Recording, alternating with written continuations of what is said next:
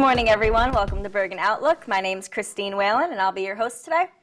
In the studio, we have Anthony Coplan, who's from Woodridge, New Jersey, and he is a former soldier for the United States Army, and now he is a student over at Bergen, right? Correct. All right, so want to tell us a little bit about yourself, Anthony? My name is Anthony Coplan. I'm 26 years old, current student in Bergen Community College, member of Phi Theta Kappa Honor Society, 3.7 GPA. I'm in the IR, inactive ready reserve, and I am a veteran. Sounds good. And now, how long ago was it that you joined the Army? Joined in 2006. 2006, so that was right after you graduated? No, I graduated, came to school, figured out school wasn't for me, joined the Army. So was that what drove you to join the Army? Or have you always wanted to do it? No, I have some family members in it. I was actually the type of guy that would totally against it, would never do it. After I realized school wasn't working for me, and I was a tattoo apprentice. Two of them went sour, and I was like, what am I going to do? And I went to the Army, and because relatives, whatnot. Yeah. Did your tattoos ever get in the way of anything? Actually, no. When I joined, they needed people. So Yeah. they actually were wavering people in with hand and neck tattoos. And at some point, AR 670-1, the uniform code, anyways, yes. They changed it, and I was actually able to get my hands and neck tattooed while I was actually in service. There you go. That's cool. Yeah. So what was your rank? Specialist, E4. Oh, E4. That's cool. And so what were your responsibilities? Responsibilities depends if you're talking about in garrison or deployment. Is garrison where you were stationed? Yes, correct. And where's that? I was in Hawaii. Oh, you were in Hawaii? Lucky enough to be in Hawaii, yes. Where's garrison in Hawaii? Garrison, You weren't at Schofield? Schofield Barracks, yeah. Oh, yeah. Schofield, okay. Well, garrison could be anywhere. You could be stationed Fort Bragg, Fort Leonard Wood. Any place stateside is considered garrison, I think. How'd you like it out there? It was beautiful. You're kind of in the middle of nowhere over at Schofield. Yeah, you knew about that, yeah? I've been to Kaneohe Bay quite a few times. Yeah, I have a lot of friends around there. Very cool then. Yeah, so you know what I'm talking. Yeah, it's certainly up on the mountains. So when we got the tsunami warning one time, it was like, it's not going to reach us. We're already up here. But yeah, it's nice. You're secluded, but it's great to get out. You can drive around the whole island in like 2 hours, 6 you know. hours, yeah. So even if you are far away from Oahu, you still get there, you know, Right. pretty quick. Well, that's fun. How long were you stationed there for? I was there for my full enlistment, but I mean, I did 1 year and 7 days, actually 13 months, 7 days in Iraq. So I mean, I was technically Hawaii. Would you have a 4 years, 5-year plan or? No, a 4-year plan. 4-year plan? Yeah, so guess you'd say I was there 3 years. So describe the living conditions of the barracks. Living conditions of the barracks. Yeah. It's interesting. Just picture a bunch of single guys bored. What should I call it? Exactly, yeah. But I mean, as much as you like to party hard, you know, you like to work hard. So you had to keep your rooms ready for inspection. I mean, it was party animals that are professionals, yeah? So, I mean, what should I call it? It was interesting for me, yeah. It was a new experience. And how would you say the living conditions were over in Iraq? That varied. What you call it? Because I was an engineer, 21 whiskey, carpentry masonry specialist. What you call it? So I was an engineer. I would be in one base, and then they would need something built in another base. Actually, it's called a FOB, forward. What did you work on? We did, like I said, carpentry masonry. Okay. So masonry would be filling up potholes. It's actually not potholes. It's craters from the explosions. So I fill them up. At some point, you'd actually sit there and watch cement dry because while it's wet, they could actually go in and throw in a bomb, and then you would think it's new pavement, and nothing's underneath it. So it's a risk. But anyways, so we'd either be doing things like that or building what they call sea huts, which is like living quarters. Sometimes we even built bathrooms for people because some of the places we went to had nothing. Like we were there putting up the walls around the base. Yeah. So where would you sleep? Like, and what would your bathroom be like? The sleeping and bathroom arrangement.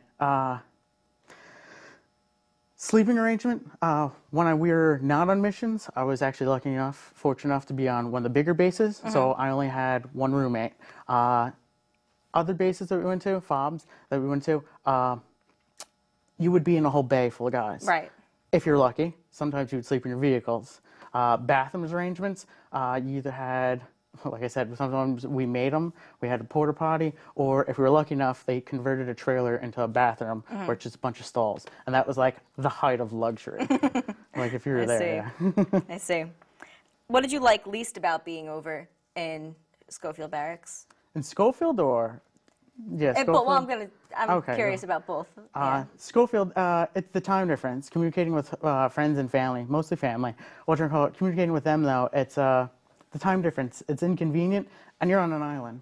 And so I mean, and you're white. Everyone there is pretty much Asian. You're a Howley, right? Howley, exactly. Yeah, they have bumper stickers that say "Grown here, not flown here." Exactly. Yeah. And it was like this blatant prejudice. You flew here, we swam here, or something like that. Yeah, grew there. Yeah. Yeah. And what about over in Iraq? What was the least favorite about the living conditions? It could vary. If you were on missions, then it was usually okay. Sometimes you get mortared.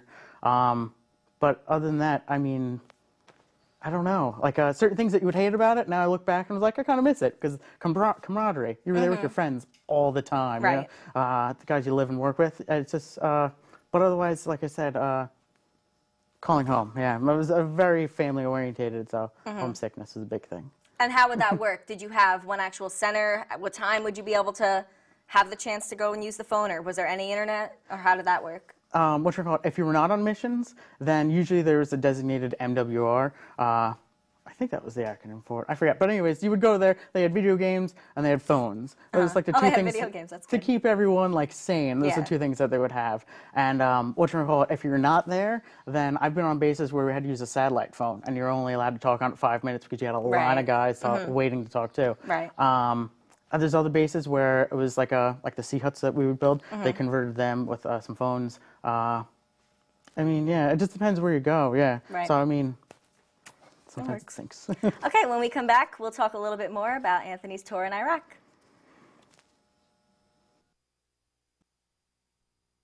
Welcome back to Bergen Outlook. My name's Christine Whelan, and we have Anthony Coplan here in the studio today.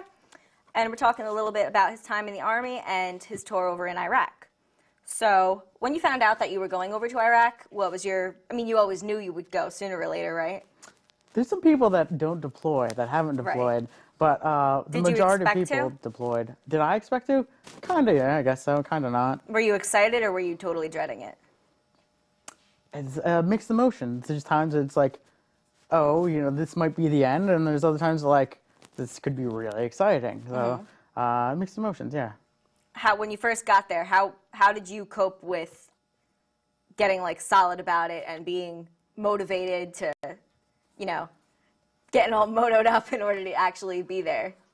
What drove you to keep the excitement? It's how do I say this? Try to get into like a system of things, like and don't think about days. And kind of just count down your paychecks. Because you count down the days, it seems like it's forever. And the biggest thing is your support system. Calling home was very supporting. And at times, though, it would also make me more depressed. Right. So, like, I would rely heavily on my battle buddies, my friends, that were there with me. And, it's really just trying to stay sane. So, I mean, keep yourself busy. So there were times where, rather than wanting to call your family, it'd just be a little bit more depressing, so you kind of would back off? Kind of, yeah. It sounds strange to say that, but yeah. Yeah. Now, you mentioned your battle buddies, so you definitely made an extremely strong bond with the guys that you were deployed with, right? Correct, yes. And do you still keep in touch with any of them? Yes. I keep in touch with a few of them. Still call them, and a few of them it's just Facebook messaging and whatnot. But it's also good because I get a letter of recommendation from my old squad leader, and the guy's amazing. But the people you meet there, though, I mean, it's definitely a bond like no other, right? Yeah, absolutely, yes. That's cool. And while you were there, you said you were there for 13 months and 7 days? Correct, yes. And you were there straight through that? Oh, no, you get R&R, so you get to go home for, I think it was A few days, yeah. You get to go home. While you were in Iraq, you were able to come home for a little bit? Yeah, not just willy-nilly, just like, hey, I want to go home. Right. No, not there was not at all. there was no asking for leave, right? You request leave if they want to give it to you when there's availability, yes, but everyone else has to go home too. And you get to go home once, and that one time you got to make it worth your while. So. And how long is your R&R? About 2 weeks? Yeah, I think no, I think it was closer to 20 days, something like that. But it's nice because they actually don't start it until you take off, technically. So it's nice because there's a transition time to getting all your paperwork ready. It's like, hey, I'm allowed to leave. Let me leave. Right. Yeah. I gotcha. Well, what did they do to prepare you when you were in Iraq in order to come back to America? Or was it just like, we're going back to America, let's go? Yeah, what do I call it? There was no, you do a lot of training. That was the big thing with the Army too. You do a lot of training up for the event that you're about to embark on. And then after that, not really too much to integrate your back. Like coming back from deployment, there's not too much. You come back and a lot of people have hostility. Some people might develop like a drinking problem, PTSD things. Yeah. And it's difficult transition because you can't conduct a class in Iraq or Afghanistan and be like, hey, you guys, this is what it's going to be like when you go back. You might hear artillery testing and think you're being mortared again, you know what I mean? Or any of the above. Like civilians, they tend to be kind of like a more relaxed, and you expect a little more respect when you're communicating with either just other people in the Army. And civilians, like, I remember they would give me some attitude or whatever, and I'd be like, who is this guy talking? Do you know? And that's not the way to be. You know, you got to integrate back into it. And it's very, my good friend has really bad PTSD, and it's very difficult for him. But like I said, did the Army offer any ways to help him cope with it? Yes, he does. Seek professional help though. Yes, he does. And it's paid for through the Army. Yes, VA actually. But yeah, I mean, they build you up to be something great and whatnot, and when you come back civilian, the qualifications that you have and whatnot, it's not the same. So you're back to square one almost. And it's difficult going from a high to like well, now I'm just everybody. You know? Exactly. So now, how long were you still in the Army after you came home from Iraq? Oh, sorry. Okay. I thought you were talking, never mind. When I came back, I had another year left. And that was, at times, it felt like the longest year because I just wanted to go back home. You know? Like, and now, how did they prepare you for the civilian life? Did they have classes for you and everything? It's, there is, I think it was a few days classes. A few days. That's nothing compared to the year you spend in Iraq or the 9 weeks you spend in basic training. You know what I mean? A few days to get you to back being a civilian. Totally different. And it's not as focused on because they want you in. You know what I mean? Like, why do you want to get out? That's true, right. Or whatever. They want to keep you there. Yeah. So. And now, personally for you, how was it coming back to Woodridge, back to New Jersey, and being a student and, you know, wanting the respect that you deserve and people not necessarily understanding? What you call it? It's a little difficult. Actually, it's very difficult. Were you nervous? Nervous? I was just look forward to it, and I was really excited. But coming back home, and when I came back home a few weeks later, I was actually able to enroll into college again. So that transition, though, from being soldier to student is a difficult one. What you call it? I remember when I was enlisted, we would make fun of college students. Like, we would be like, oh, I got a final, blah, blah, stress. And I was like, you have no idea. Like, I would go on convoys thinking, this might be it. You know what I mean? Like, I might not be able to talk to my family for a few weeks. That's stress, you know? And, like, becoming a student, it was like, these finals, these tests, they get to be kind of stressful. Yeah, certainly. Not the same thing, but it's still nerve-wracking degree. But, yeah, so becoming a civilian was, it's different. I mean, you just adjust to it, you know? You have to. Do you find yourself still holding a better bond with other veterans? Oh, yeah. What do you call it? That's an interesting thing. I could meet someone randomly, have a good conversation with them, I'm talkative, but meeting a veteran, I mean, like a class I'm about to go into, after this, there's a few other veterans in that class, and we just talk about our time in Iraq and whatnot, and it's crazy. We never knew each other before. We didn't deploy together, and we're talking about stories, and, like, it's great. So, I mean, it is certainly something that stays with you, yeah. Good. That's good to hear. Okay, when we come back again, we'll talk a little bit more about his time in boot camp and some good times and bad times, and we'll see you then. We'll be right back. Welcome back to Bergen Outlook. We have Anthony Coplan in the studio today, and we're talking about his time in the U.S. Army. Now, before you went to boot camp, how did you prep yourself for that? Because that was a while ago now. That was a while ago, yeah. Before, how did I prep? You kind of don't really need to prep, but I did take it upon myself to do a little extra running and some push-ups, just to prepare myself. When you go in, though, you meet all sorts of people. Some people that you question, like, what were you thinking when you came in here? But they have the most heart. The skinny, like, kind of like you wouldn't expect to do that type of people. And there were some other people that are heavy people that, like, you can't run a mile. What are you thinking? Mm-hmm. But they have heart. And what you're gonna call it? It's while you're there, they prep you, though. You know what I mean? Like, while you're there, you come in knowing nothing and being able to do nothing, and they will mold you, usually. Yeah. You had a recruiter working with you? Before I went in? Before you went to boot camp? Not really, no. I mean, like, obviously, I had to speak with a recruiter to enlist me. Where'd you find that, in Hackensack? Yeah, they moved from Hackensack, but yeah, over on Bantha Street, I think it is. Yeah. But yeah, so, I mean, they kind of give you the heads up of what's going on, but they kind of don't want to tell you too much because if you kind of knew everything. But they kind of keep it real with you. They tell you, like, listen, it's 9 weeks. You have years there. You sit through the 9 weeks and you get through it. So, I mean, yeah. Where was boot camp? Fort Leonard Wood, Missouri. Okay. And what were some of your least favorite times about that? Well, I don't like Missouri, I found out. Their weather is horrible. Yeah. And when we had free time after basic training, when family would come visit, it was like, Mom, Dad, let's get out of here, let's do something. There's nothing around there. Yeah. So I found out I didn't like that. But you said hard times? Yeah, like what didn't you like? Like, what were some horrible times about boot camp? Like your lowest point at boot camp? Lowest point was, I guess I was actually able to make phone calls. People before me, they would never dream of phone calls, and I think they were maybe only allowed to write letters. Now I think people are allowed to use the phones more frequently in basic training, but like you're exiled from everything pretty much, maybe letters. But the hardest time was the first call home, because that was the first time I'd been away from home that long like that, and that was most difficult. But everything else after that, physically-wise, everything was pretty good physically. Mentally is the biggest thing, because they got to break you down and build you up, and mold you into somebody. Right. And that was the toughest thing. It's not physical. You just do that. Mentally, they break you down. That's the part that's tough. Now, out of all your times in the Army, what are some of your best memories? Some of the best memories? Because I'm sure you have a lot.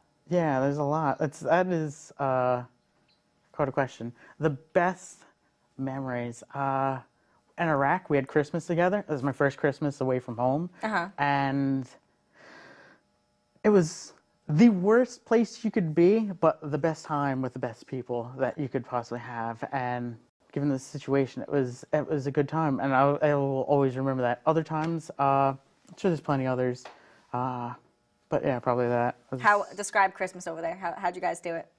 Christmas over there, yeah. What should I call it? Someone was actually able to have a tree sent to them, a little like tiny like plastic tree, and we put our soda cans on it for like decorations, and we did like a Secret Santa, yeah. So we would exchange gifts. So almost everyone smoked, so everyone's pretty much giving magazines or cigarettes to each other, maybe some CDs or a book. But what you want to call it? It was, and then we barbecued afterwards. We were able to, eat together and whatnot. And it was nice. Played some dominoes. I mean, like card games. I mean, yeah, it was cool. It was good. That's fun. If you could go back, would you do it all again? Well, you mentioned that you're in the reserves now. It's inactive ready reserve, what you call it. So I report for muster duty once a year, and they just check up on you, like, you still live there, how are you doing physically, and that's about it. Otherwise, if I were contacted to go back, I would have to go back because I still have a little over a year left on inactive ready reserve. But would I go back? That was your question? Yeah. It's a difficult question because there's times that, I mean, I hated everything, and there's times that were like, it's not too bad. From that, though, you learn to appreciate everything. But would I go back? Maybe not as an enlisted. I would try to go back and maybe as an officer. But my mom would kill me if she heard me say that. But yeah, would I go back? It was good. Yeah, I might go back. Yeah. Good. So you have good things to say? You would give some good, honest advice? I'll give you honest advice. It might not all be things that you want to hear about it. Like, I get asked from people that are walking around, and they're like, oh, you're in the Army, and like, I'm about to go. And I tell them, like, this is what you're in for after basic training, too. And, yeah. Okay. Sounds good. So thank you very much, Anthony. It was a very good time.